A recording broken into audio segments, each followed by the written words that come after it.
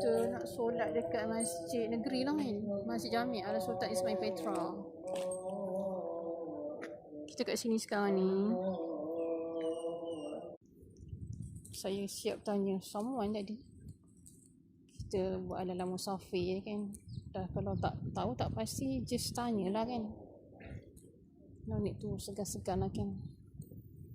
Saya ni kali ketiga rasanya saya singgah di masjid negeri kan.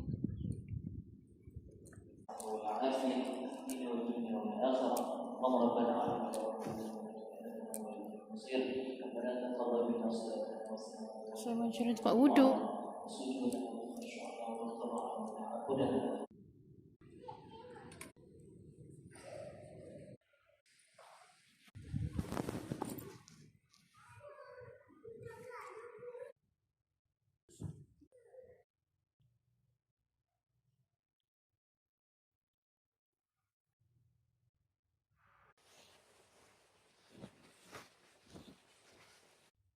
Okay lah, sekarang jam 2 lebih kan. Jom kita balik.